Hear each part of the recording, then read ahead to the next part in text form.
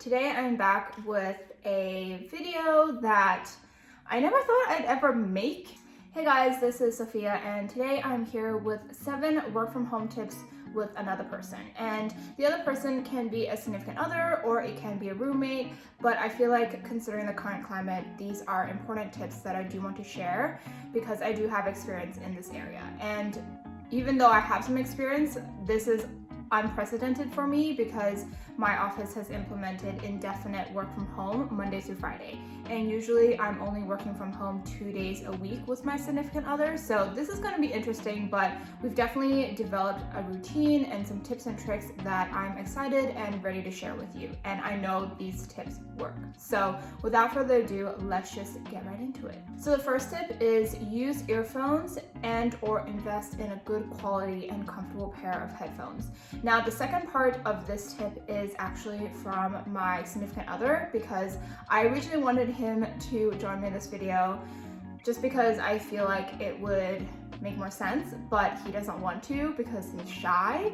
And so I did ask him for some of his thoughts so I can relay it back to you guys. In general, I think using earphones and headphones is always good because you're being conscientious of the other person, what the other person is doing, and at the same time it kind of creates your own little bubble so you don't have to necessarily be always thinking about other people while you're in the zone and while you're working. A good example is for me, as soon as 9 o'clock hits, I'm putting in my earphones, I'm listening to music or doing my thing, and I just can ignore everything and everyone else, which when I say everyone, I just mean my significant other.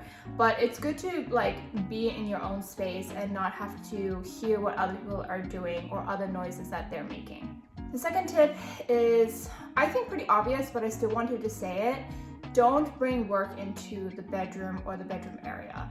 And again, I feel like it's pretty self-explanatory. You don't want to be working in your bed and you don't want to be stressing out and thinking about work in your bed because your bed is a sacred area. You want to be able to rest, you want to be able to relax, and you want to be able to just chill when you're in that area. And if you constantly bring work into your bedroom or into your bed, you're going to be conditioning yourself to be thinking about work as soon as you hit the bed, and you don't want that to happen, right? So keep it as far away as possible. If you live in a studio apartment, I know that can be a little bit difficult, but make sure you aren't working on your bed every single day or for the entire day. Like maybe for 20 minutes, that's fine, but don't make it into a habit. My third tip, and also kind of fourth tip, I'm just kind of going to separate them but also group them together, which is have a plan in place when meetings are happening at the same time. And my fourth tip is to communicate.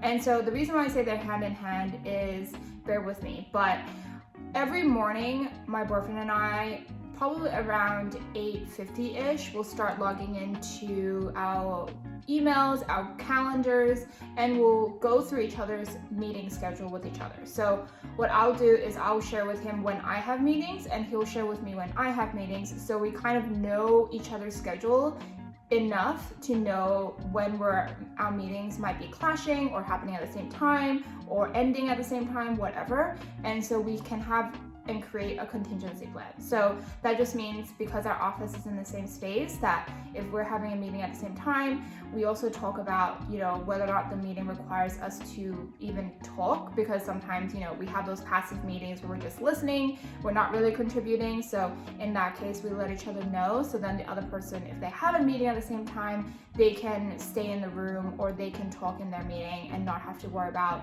someone else being in the background talking in their meeting.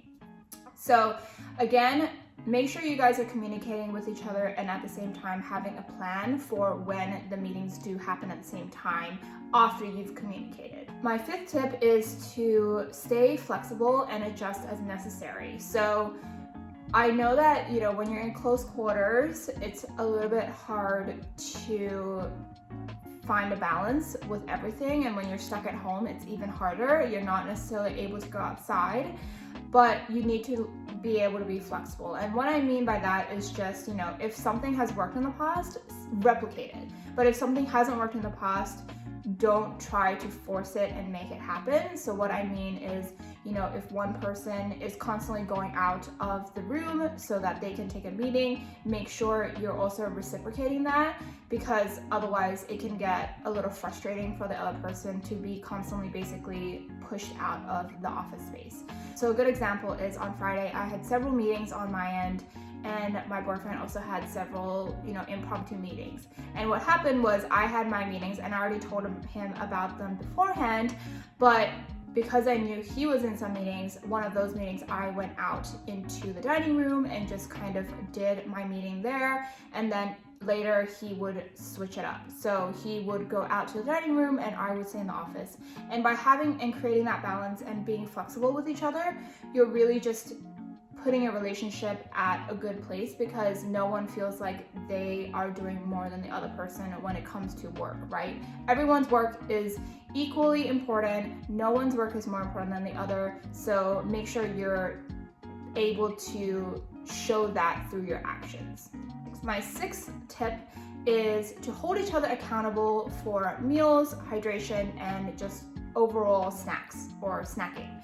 And what I mean by that is, you know, when you are constantly at home and you wake up and you immediately go to work, there's no longer a buffer period for you to commute or whatever. It's really, really easy to lose track of time and kind of just be constantly working and not really thinking or doing anything else. So make sure you are holding each other accountable. When one person is going to get a drink of water, tell the other person and make them come with you, or at least bring them a cup of water back. And the same thing goes for meals, right? If one person's eating, make sure you remind the other person to eat as well. And if possible, bring them a meal. But also make sure they're getting up out of the desk, because you know, you want to be moving around, you want circulation, and by moving around, you're also exercising your brain, letting your blood flow, and that does help your productivity as well. So don't think that all of this is just for you to take a break from work. Absolutely not. By eating, drinking, and walking around and moving your muscles, you're actually helping your work in the long run. So definitely hold each other accountable, be there for each other, but at the same time, don't step on each other's toes. Now, the very, very last tip, which I don't really want to say as a tip because it's optional, especially depending on how much space you have, right? So for us, we moved at a great time where we moved into a 2-bedroom as opposed to staying in our 1-bedroom. And by having an extra bedroom, we're able to convert it into an office space.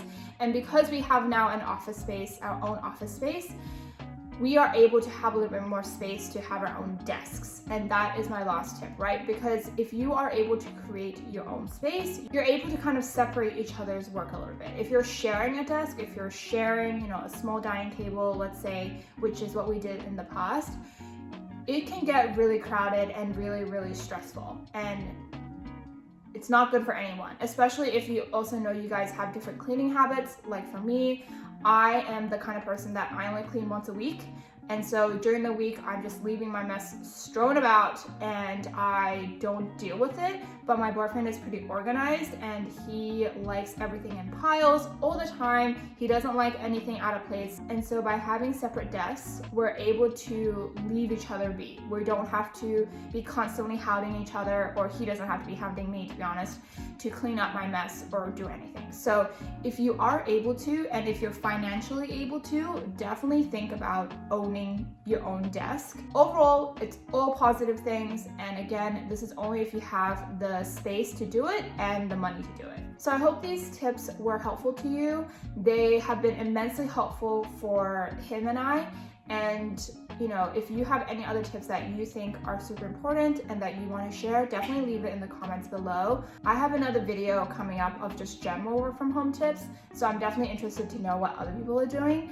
But otherwise, I hope you have a great week ahead and you share and get some positivity in return. And I will see you next time for another video.